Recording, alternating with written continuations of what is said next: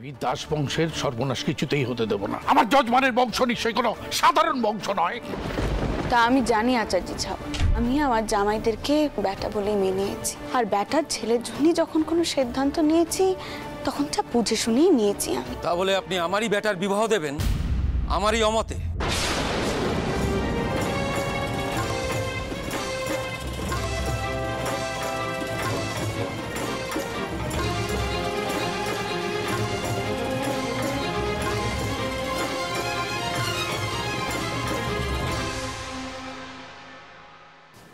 মা, দীর্ঘদিন আমি এই পরিবার থেকে দূরে থেকেছি। আমি আমার ছেলেকেও এই পরিবার থেকে আলাদা রেখেছি। তাহলে আপনি তার বিবাহ দিলেন কেমন করে আমার অনুমতি না নিয়ে?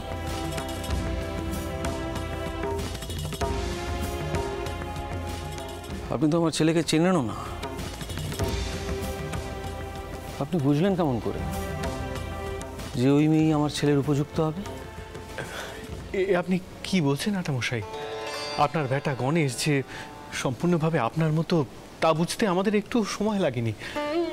আপনার মতনই মিষ্টভাষী, ঠান্ডা মাথা, ধৈর্য ধরে। সব জেনে বুঝেই মা অন্নদার সাথে তার বিবাহ স্থির করেছেন। আমি জানি আপনি কোনো কারণে আমাদের ওপর রেগে আছেন, তবে বিশ্বাস করুন এই বিবাহর আগে আমরা চেষ্টা করেছি আপনার সাথে যোগাযোগ করার। আসলে মা নিশ্চিত ছিলেন যে আপনি এ বিষয়ে কোনো দ্বিমত দেবেন না। কি জানেন আটামশাই, ওখানকার গোসাইরা অন্নদার সাথে শ্রীকৃষ্ণের কুন্তি বদল করানোর কথা ভাবছিলেন। কি? সেই মেয়েকে এই ঘরের বউ হিসেবে আনা হয়েছে?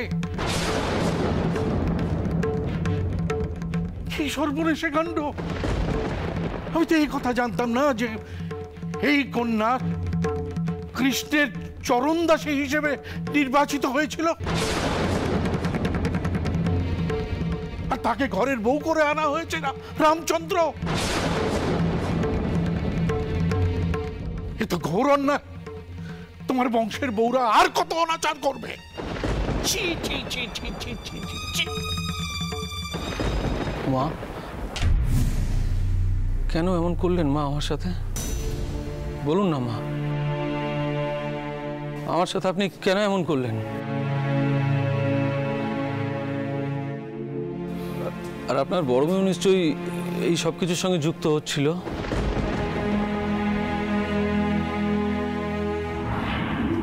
কোথায় সে? ডাকুন তাকে, ডাকুন। শুনছেন? বিশ্বাস করুন আমি সকলকে বারণ করেছিলাম, কেউ আমার কথা শোনেনি, আমি সত্যি বলছি। তা বললে তো চলবে না মা। তোমার সন্তান তোমাকে বিশ্বাস করে তোমার কাছে দেখা করতে এলো, আর তার তুমি এইরকম ভাবে সর্বনাশ করলে।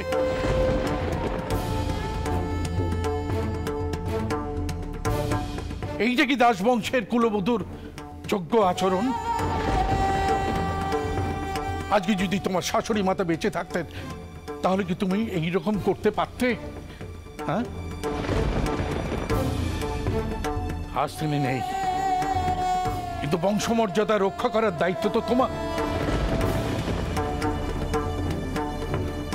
আজ তুমি তোমার মায়ের কাছে আছো বলে তোমার শ্বশুর বাড়ির রীতিনীতি ভুলে যাবে তা তো হয় না।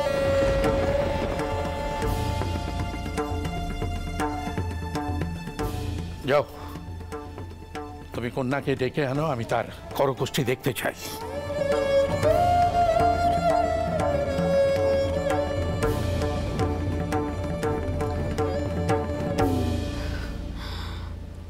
অন্নদা, এসো মা, এদিকে এসো। শোনো মা, ওখানে গিয়ে বাবা মশাই আর গুরুদেবকে পেন নাম করো, কেমন? যাও।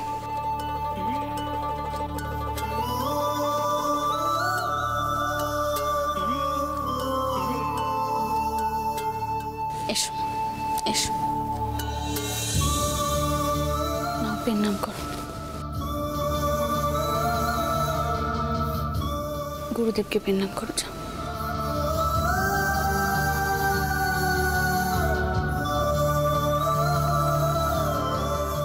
থাক,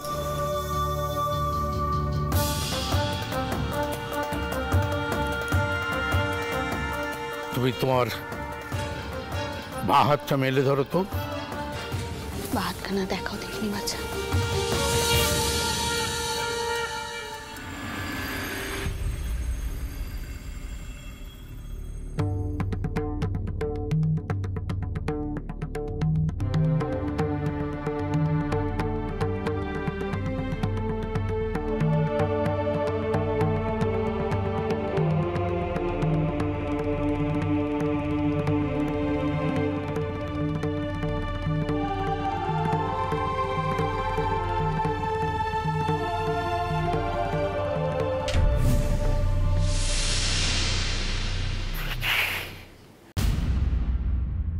একে রামচন্দ্র,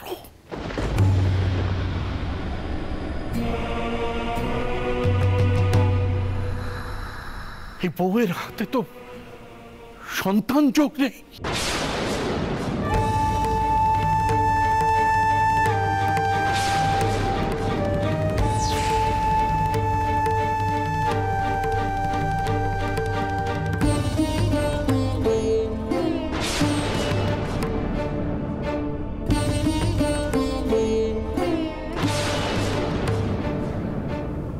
একে গণেশচন্দ্রের বউ করলে কি করে?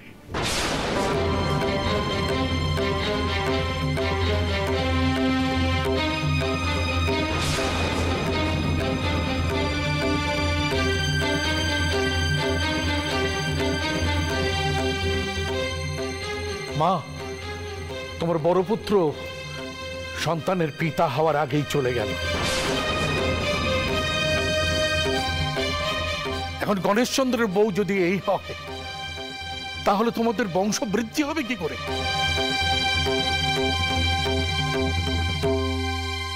গুরুদেব, আপনি কি কইছেন? গুরুদেব, আপনি কি কইছেন?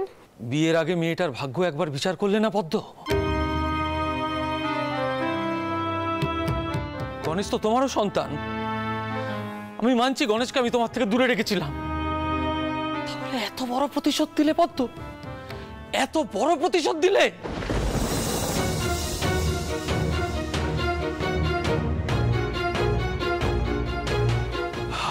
ছি ছি, আঠামশাই, আপনি কি বলছেন? থাক মধুর, রামচন্দ্রকে কিছু কইবার কোনো প্রয়োজন নেই। বাবা রামচন্দ্র, তুমি এখন কও এখন কি করা যাবে?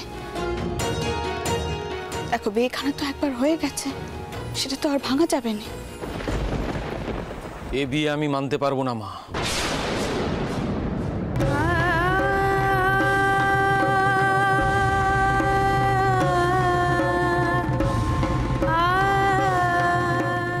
এখনই আমি এখান থেকে গণেশকে নিয়ে চলে যেতে চাই।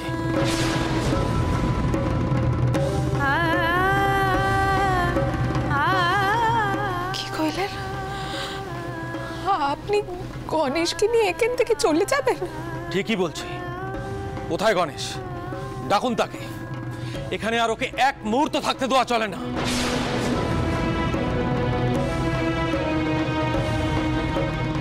আপনিও কি একই কথা কইবেন নাকি ঠাকুর মশাই?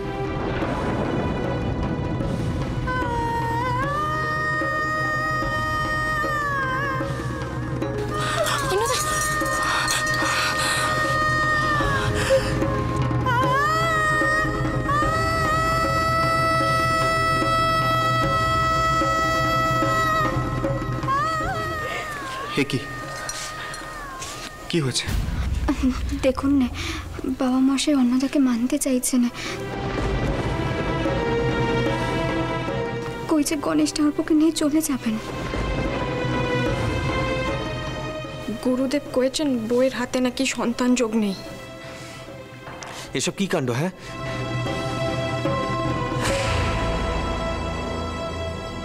কি হলো মধুর?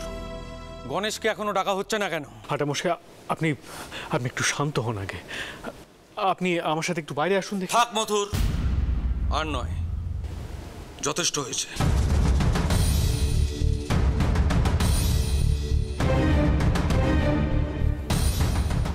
আমি ভাবতেও পারছি না যে তোমরা সবাই মিলে আমার এতটা সর্বনাশ করলে। কেন মথুর, কেন আমার এত বড় সর্বনাশ করলে তোমরা? বলো, উত্তর দাও।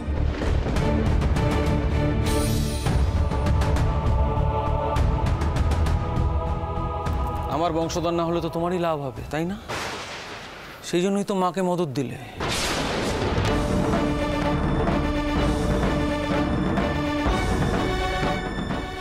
পারতে মধুর, পারতে। ভোপাল কিংবা দ্বারিকার সাথে অমন একটা মেয়ের বিয়ে দিতে। চুপ করে আছো কেন বলো? পারতে।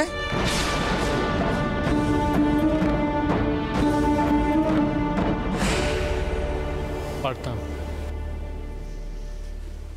আর আমি যে পারতাম সে কথাখানা আপনিও খুব ভালো করে জানেন আটামশাই।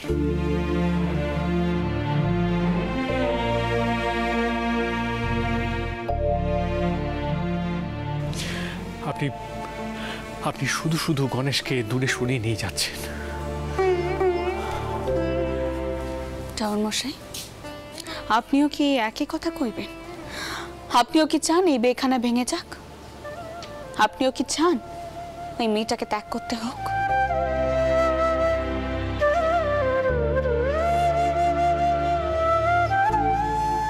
রামচন্দ্র, গণেশকে একবার এখানে নিয়ে এসো। আমি তার করকষ্টিটা বিচার করতে চাই।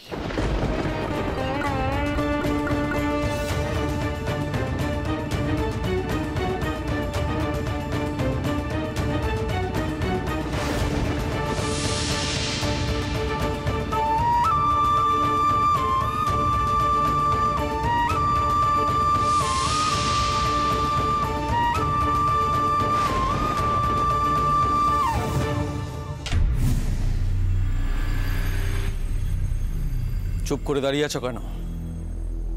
তোমার উপর আমার অভিযোগ সব থেকে বেশি। আমায় না জানিয়ে তুমি এই পরিবারের সঙ্গে যোগাযোগ রেখেছিলে কেন? আর আমার অনুমতি ছাড়া তুমি বিয়ে করে ফেললে। বাহ, চমৎকার। বাবা মশাই, আমি মাকে একবার দেখতে চেয়েছিলাম।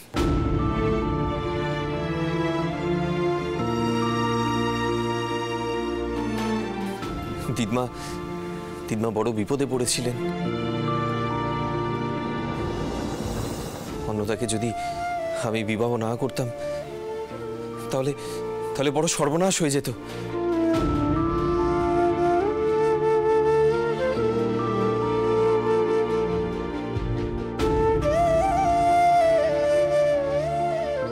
বাবা মশাই, আপনি তো শিখিয়েছিলেন মেয়েদের শ্রদ্ধা করতে, মান দিতে।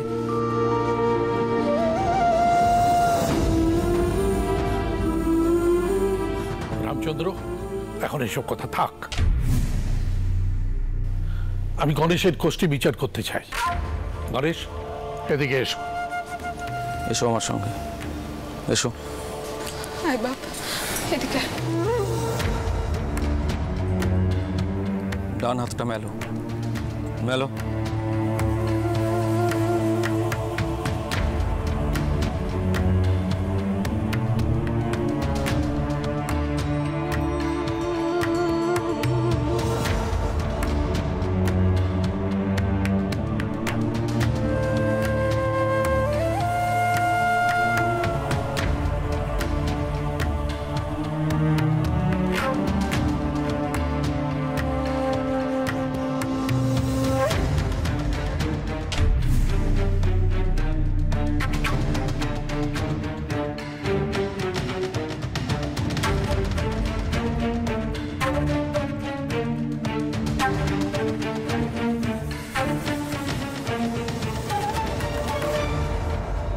রানীমা, এখন বিবাহ সম্পর্কিত কোনো আলোচনা নয়, সেসব কথা পরে হবে। আমি এখন একান্তে জব করতে চাই। রামচন্দ্র, বিবাহ সম্পর্কিত কোন রকম সিদ্ধান্ত আজ নেবার দরকার নেই। আজকের দিনটা আমি এখানেই থাকবো।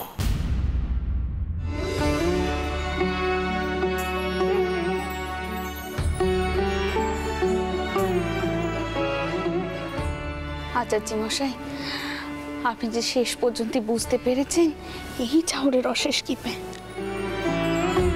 পদ্ম, ও পদ্ম, তুমি ঠাউর ঘরে যাও, আচার্য মশাইয়ের পুজোর ধান তৈরি করে দাও, কেমন? যাও। চটকো কি, আচার্য মশাইয়ের জন্য এখানে জল মিষ্টি পাঠানোর বন্দোবস্ত করো। আয় তোরা, চ মা, এবার তুই শান্ত হতে কিনে।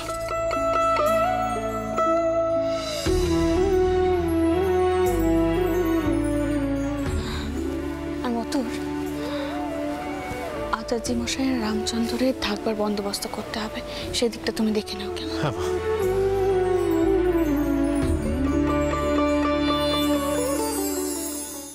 গণেশ, তুমিও যাও।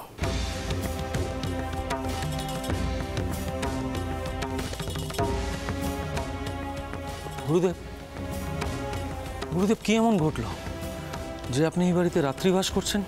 রামচন্দ্র, গণেশের বড় ভাড়া রয়েছে। হ্যাঁ, আগামী 3 রাত্রি খুব ভয়ের, ওর মৃত্যুযোগ রয়েছে। শোনো রামচন্দ্র, আমাকে জপে বসতে দাও, আর ওর মৃত্যুযোগের কথা কাউকে বলো না। আর গণেশচন্দ্র যাতে কোনো মতে বাড়ি থেকে না বেরোয়। কেউ যদি তোমাকে জিজ্ঞাসা করে তাহলে তুমি বলবে যে তুমি ওকে চোখে চোখে রাখতে চাও। একবার খালি আমাকে জপে বসতে দাও। আর একটা কথা কিন্তু মনে রেখে দিও, মৃত্যুযোগের কথা যেন কেউ না জানে। আপনি কি বললেন গুরুদেব? হ্যাঁ, কি বললেন আপনি? এটা ময়ন চলে গেছে, এখন যদি গণেশও... না না গুরুদেব, না না, হতে পারে না গুরুদেব, কিছুতেই হতে পারে না, হতে পারে না। রামচন্দ্র, আমার উপর ভরসা রাখো, ঈশ্বরের উপর ভরসা রাখো। আমাকে জপে বসতে দাও। ঈশ্বর করুণাময়, যা হবে ভালো হবে, মঙ্গল হবে। জয় জনার্দন।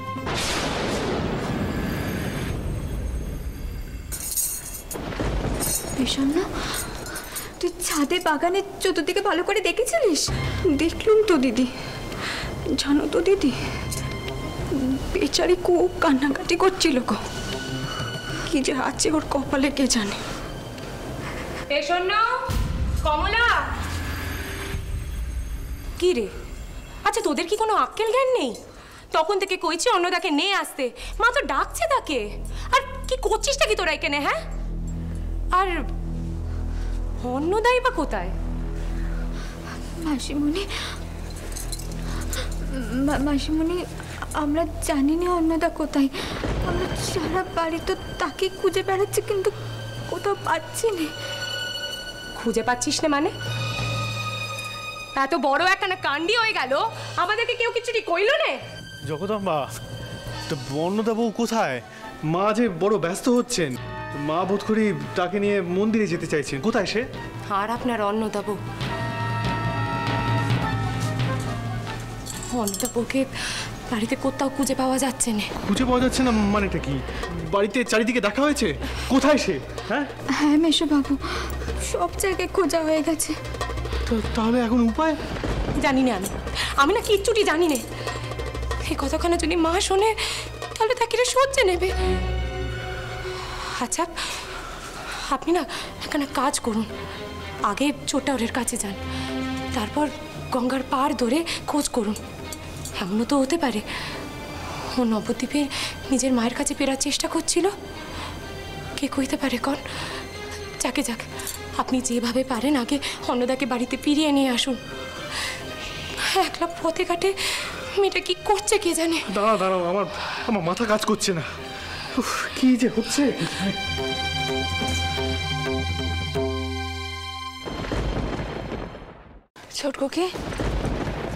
ছোটকুকে কইছিলাম তোর বড় জামাই দাদারা তো রাতে লুচি খাবে, তা লুচিটা বরং আমি বানাই, বুঝলি? আর ওই খাবারের ঠাইখানা তুই ওনার ঘরে পাঠিয়ে দিস, উনি ঘরে খেয়ে নেবেন, বুঝলি তো? ওখানেই পাঠিয়ে দিবি।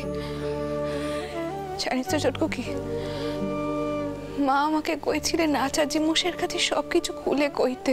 আচ্ছা, ওনাকে কইলে উনি বুঝবেন, আমাকে কোনো সাহায্য করতে পারবেন ছোটকুকি? হ্যাঁ, আর মতুর বাবু কোথায় গেলেন রে? তোর বড় জামাই দাদার সঙ্গে কথা কইতে?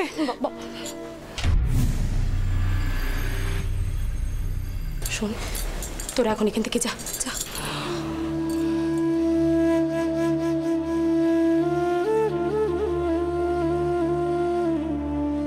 আমার আর ভাল লাগছে না, জানিস তো চটকু কি, হে জীবন কানা রেখে আমি কি করবো কদি কি। আরে আমি গঙ্গায় ডুবে মরতে পারিনি।